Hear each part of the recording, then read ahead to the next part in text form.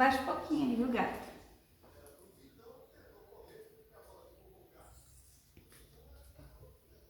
Bom dia, mães. Bom dia, crianças.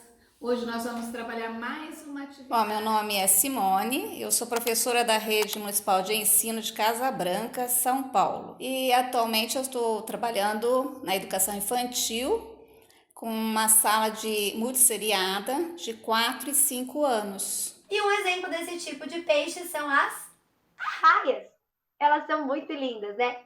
Lindos, as arraias. Meu nome é Juliana, eu sou professora há 8 anos e eu leciono na educação básica e particular, de sexto a terceiro ano do ensino médio.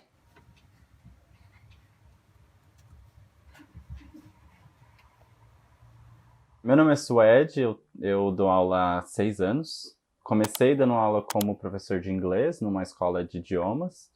Depois eu terminei a graduação, na verdade a licenciatura em letras, e hoje em dia eu dou aula de língua portuguesa para o Fundamental 2, oitavos e nono anos, e dou aula de inglês para o ensino médio.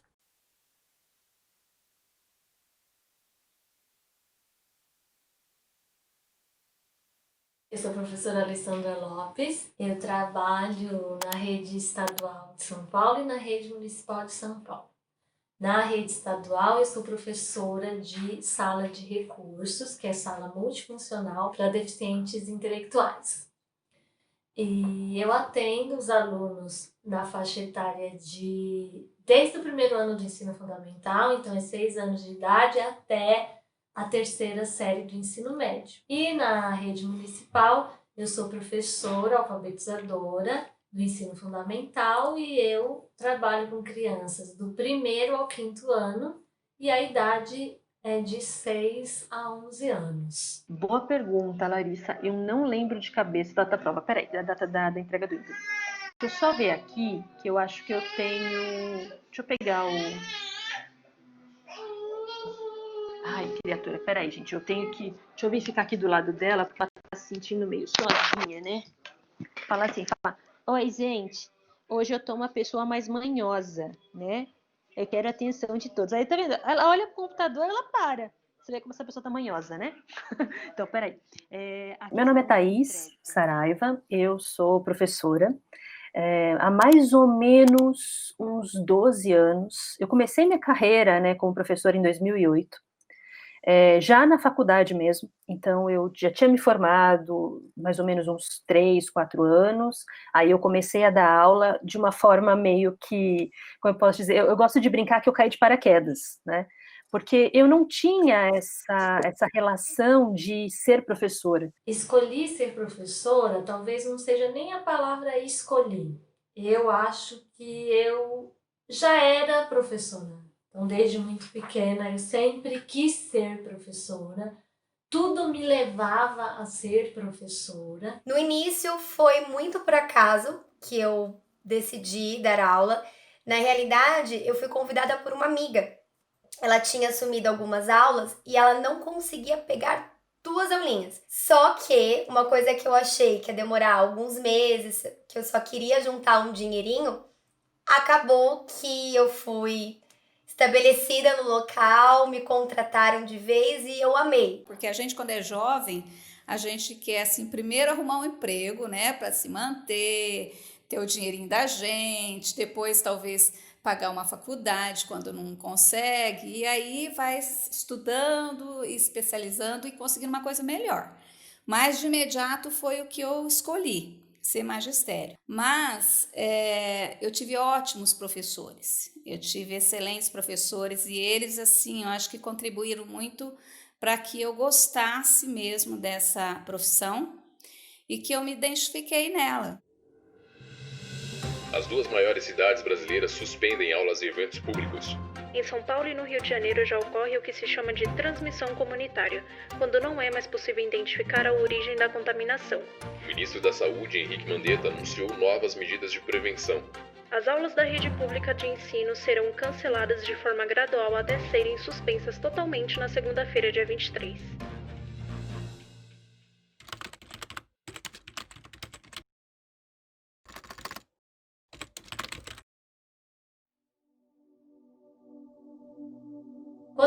anunciado que as aulas iam ser online, eu tremi na base.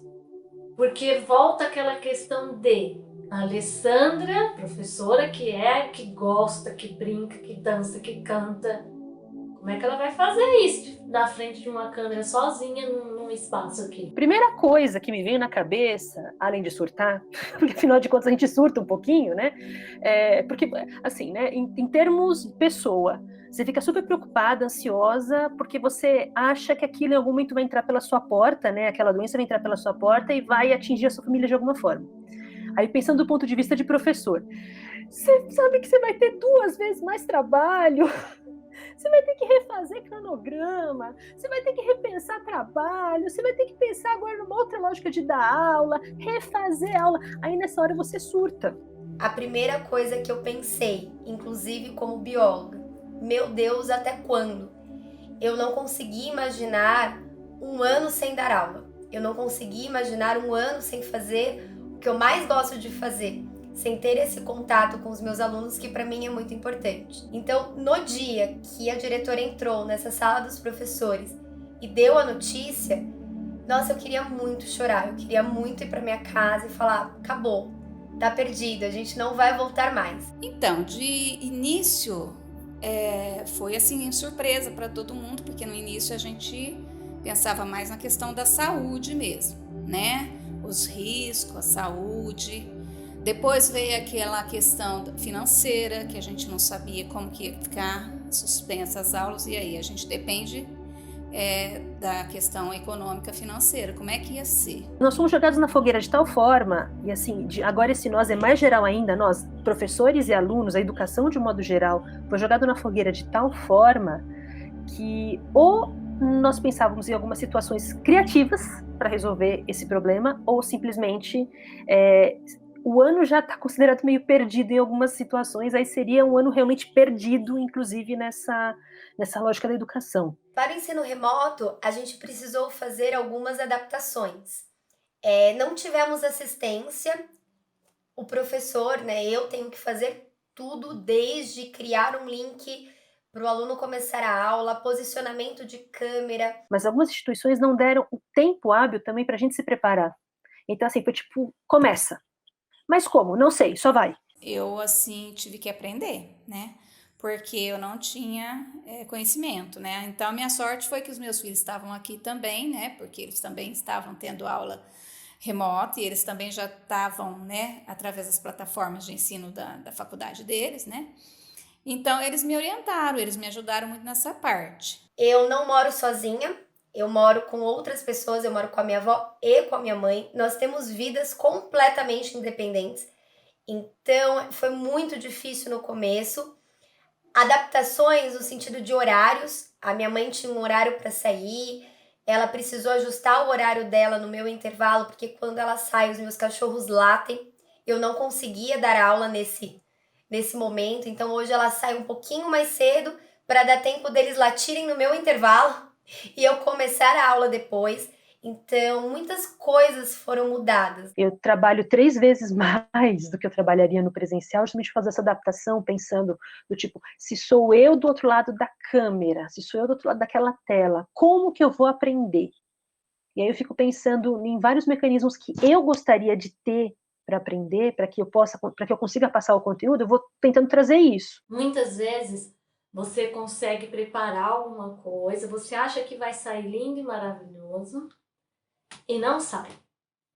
Na sala de aula presencial, isso também acontece, mas no mesmo momento, ali no presencial, você consegue consertar. Você tem como, olha, isso aqui não deu certo, então eu vou consertar isso daqui. Por quê? Você está com a matéria-prima ali, que são os alunos. Você está com eles ali, você pode dar uma pausa, vamos começar tudo de novo. Em casa não é assim, no online não é assim. Você não tem como consertar aquilo que já foi. Tá no ar, tá ali, tá naquele momento. Eu não tenho como parar, olha, vou apagar tudo isso aqui, vamos começar tudo de novo. No online você não consegue fazer isso. Muda toda a lógica.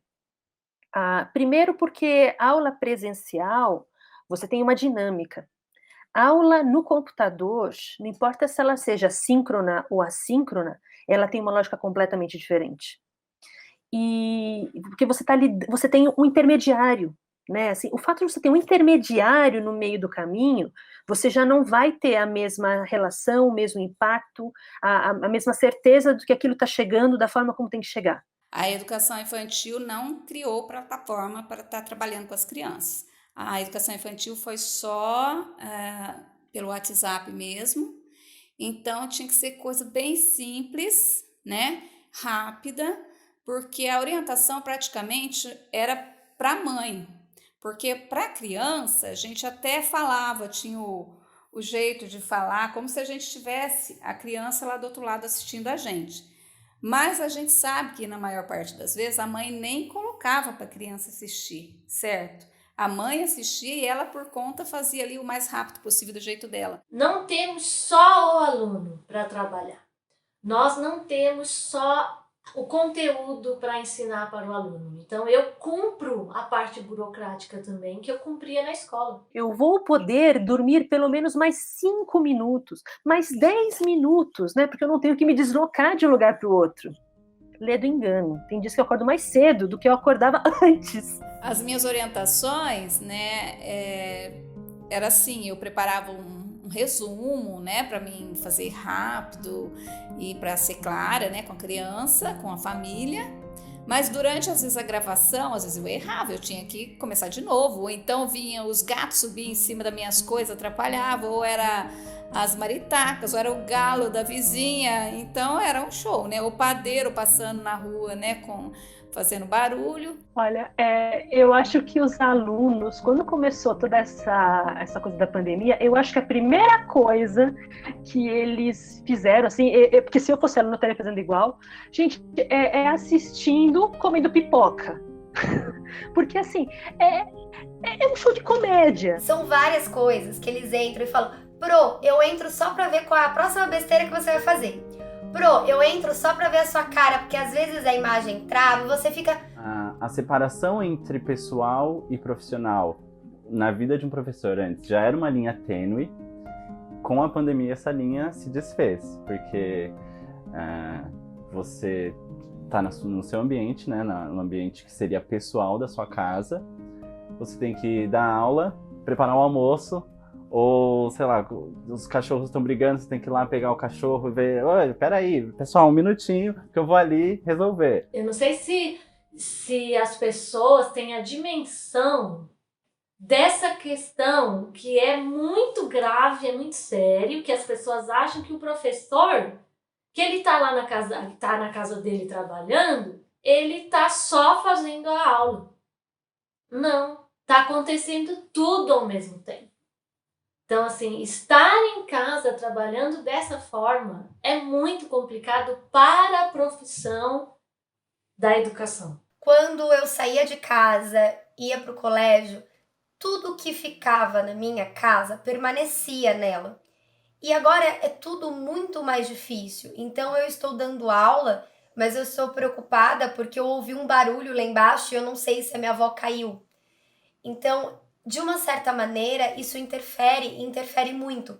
Os alunos, eles entram na sua casa, não só eles entram na minha casa, mas eles entram no meu quarto. E tudo, parece que eu não tenho mais vida pessoal. Eu e o meu marido, nós dois somos professores. Ele dá aula dentro da mesma área, né, que a minha, também é da área de comunicação, e os nossos horários, eles costumam bater muito. Não só nesse período, mas antes já costumava bater bastante, então a gente às vezes saía para trabalhar junto e voltava juntos, né, toda essa construção. Nesse meio do caminho eu fiquei grávida, nós temos uma menininha linda de 1 ano e 4 meses, às vezes cai um pouco, demora um tempo para eu conseguir fazer as contas, né, assim, tem 1 ano e 4 meses, então quando começou esse processo da pandemia, teve esse choque de horários, porque os dois davam aula no mesmo momento, e mais uma criança pequena para cuidar em casa, então foi uma coisa um pouco mais complexa. Até porque, justamente porque tinha esse choque de horários, não é só o momento da aula em si, que você está focado e concentrado naquela situação. Também tem o momento da preparação e da momento pós-aula, né? Porque você tem a fase dos trabalhos, a fase de juntar o conteúdo, de fazer tudo isso. Eu sempre trouxe muito trabalho para casa, sempre fui de trabalhar muitas coisas em casa. Mas era diferente, era porque eu queria. Eu trazia com prazer, porque é o meu momento de descanso, mas eu vou preparar isso com todo o carinho, com todo o tempo. Agora não, agora você, assim, não tem um momento de descanso. Não existe esse momento de descanso. Porque você está trabalhando em casa, então você trabalha até 10, 11 horas da noite. Porque eu tô lá profissionalmente, mas o meu redor é totalmente pessoal. Assim como o dos alunos também. Então, na sala de aula, a gente incorpora o ambiente de aprendizado, um ambiente que foi feito para aquilo mesmo. Agora, na nossa casa, o aluno deve ter passado por essa mesma dificuldade. E eu, como professora, passo. Então, é todo dia eu acordando, vindo para cá, atrás da telinha do computador, sabendo que a minha cama tá logo atrás, né? Então, isso é muito, muito, muito ruim. Obrigada, porque eu quero ver a reação de vocês. Olha que lindo! Ele é um besouro. O que eu tenho visto e ouvido de diferente do processo de aprendizagem é que os alunos estão fazendo pelas mãos dos pais. Então, assim, não são os alunos que fazem. Eu não tenho certeza se os alunos estão realmente aprendendo nessa forma online. Não tem como eu avaliar que elas estão superando as fases dela. Não tem. Então, isso mesmo vai ser só o ano que vem, quando a gente tiver o contato mesmo, se tiver, né? Que a gente vai fazer uma avaliação de acompanhamento para ver como que elas estão. O processo de aprendizagem, quando ele é presencial, eu vou dizer assim, ele é muito mais orgânico. Eu acho que ele é muito mais orgânico. Porque você consegue, além de ter a resposta imediata daquela situação que você está colocando, né, você também consegue perceber na hora se o conhecimento ele está sendo, eu posso dizer assim, ele está sendo absorvido. Dá para ver os alunos fazendo atividade, ver se eles têm dúvida, e você vai explicando o conteúdo, ou vai fazendo alguma atividade de discussão, etc. Você consegue perceber se o aluno está entendendo, se ele não está entendendo, se ele está te perseguindo ou se ele está te acompanhando. O contato físico é importante, esse contato olho no olho, de estar perto, principalmente por ser alfabetizadora e trabalhar com deficientes, eu preciso ter o contato, a aproximação. Eu preciso estar perto deles para que eles possam aprender. Eu acho que essa parte do aprendizado, ele está muito escala de cinza, sabe? Não dá para dizer nem que está muito preto, nem que está muito branco, porque tem muitos fatores envolvidos no meio do processo. Também não tem mais a interação aluno-professor, fica totalmente diferente, porque eu, como professor e aluno, entendo isso. E também entendo a participação dos meus alunos na sala de aula, que às vezes é mínima. Os alunos não abrem as câmeras, nem voluntariamente. Eu tenho 22 alunos, e desses 22... é uma meia dúzia que manda, assim, sempre, diariamente, tudo que é postado, tudo que é pedido. Os demais é uma vez ou outra, e às vezes tem uns que nunca mandaram, desde o início até hoje. E outra, né? Os microfones precisam ficar silenciados para que não haja interferência na explicação. É aquilo de obrigatório, né? Na sala de aula a gente queria que fosse assim, mas não é. A qualquer momento o aluno pode intervir, pode falar alguma coisa, pode perguntar alguma coisa. E eu nunca imaginei o quanto que eu ia sentir falta disso. Porque como os microfones ficam todos silenciados, dá muita sensação de vazio. É difícil dar aula pro nada. Assim, por exemplo, é difícil eu estar aqui e saber que nem todos estão lá do outro lado. Porque a gente sabe que isso também acontece, né? Então, por exemplo, você tem uma sala com 30 crianças. São 12 que estão participando. Então, assim, e é muito difícil você falar, que nem, por exemplo, na sala de aula, você fala e imediatamente você tem a resposta. E à distância, não. Você fala e você fica literalmente no nada. Você fica no vazio mesmo, esperando esse retorno. Eu tenho um exemplo de uma sala de segundo ano médio, que só de 20 alunos que eu tinha no presencial, participam entre 6 ou 8 alunos, e desses 6 ou 8, só uma aluna fala comigo durante a aula. Acho que ela meio, talvez, sinta um pouco de pressão, assim, tipo, ai, ninguém vai falar, mano, vou chegar e falar com ele, né? Porque só ela participa. Tem horas que até você percebe, assim, que a coisa está muito silenciosa, e você se pergunta, Será que está silencioso porque as pessoas estão realmente prestando atenção? Ou será que está silencioso porque não tem ninguém assistindo, não tem ninguém prestando atenção? Você dá aula pro silêncio, basicamente.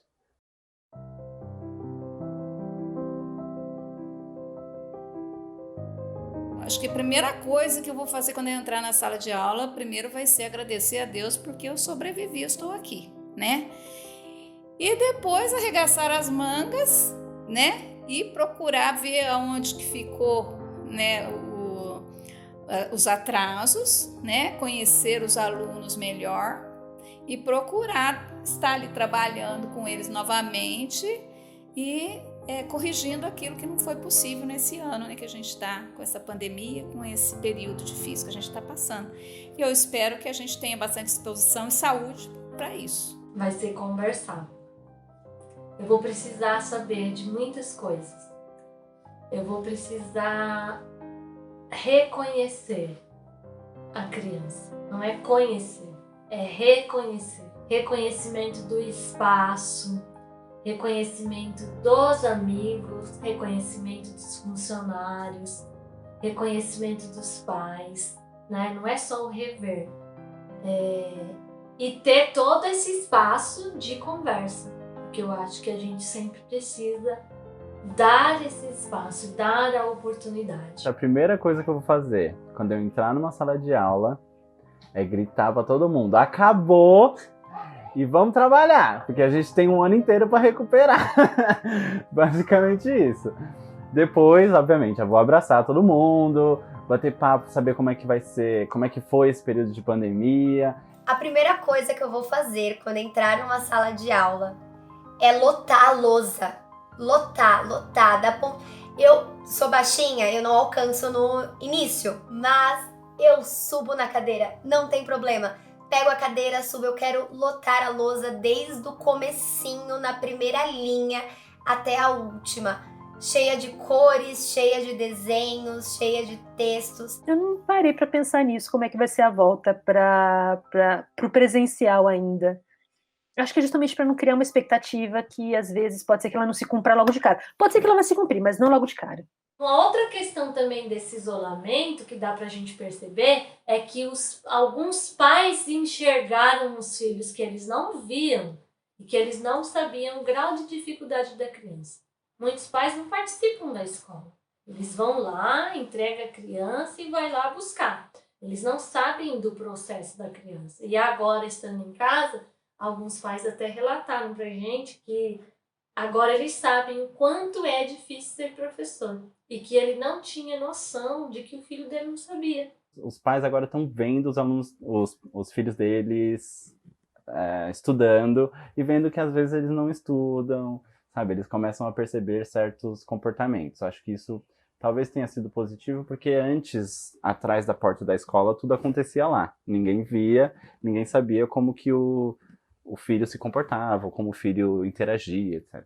Já no ensino remoto é um pouco mais difícil de haver esse afastamento. Por outro lado, quem sabe agora, né, quando a gente retornar, o pai vai olhar para a escola e para o professor de uma forma diferente também. E valorizar mais, né, porque o nosso trabalho tem sido muito desvalorizado.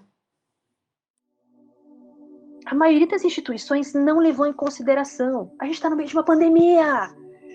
Então o aluno ele não tem cabeça para conseguir focar nas aulas, porque às vezes ele pode estar com um problema sério em casa. Aquela preocupação de, por exemplo, eu não tenho que abordar só o conteúdo, eu preciso falar da pandemia também, eu preciso trazer amor para o meu aluno, eu preciso trazer empatia para o meu aluno. A gente tem que ter mais consciência de tudo que está à nossa volta, que isso também é uma coisa que mexeu muito comigo de um modo geral, é você começar a ver os problemas em volta. É frustrante você não poder fazer nada, né? Teve um aluno no semestre passado que no meio da aula não, mais perto do final da aula, ele esperou até o final da aula para falar. Aquilo me deixou tão assim, que eu tive que conversar no grupo dos professores, depois na outra aula eu já comecei falando disso para a gente poder ter, que ele chegou no final da aula e falou que a mãe dele estava preocupada com a mãe dele, porque a mãe dele estava cuidando de pessoas que estavam com Covid, e ele fazia uma semana que não podia abraçar a mãe dele. Eu acho complicado porque foi aí que eu posso falar por mim, eu comecei a reparar essa questão de empatia, que a gente precisa ter isso. E aí que me veio essa consciência de que esse momento online, o que está faltando é empatia. Não só nas aulas, mas no modo geral, assim. A gente precisa ter mais empatia com as pessoas.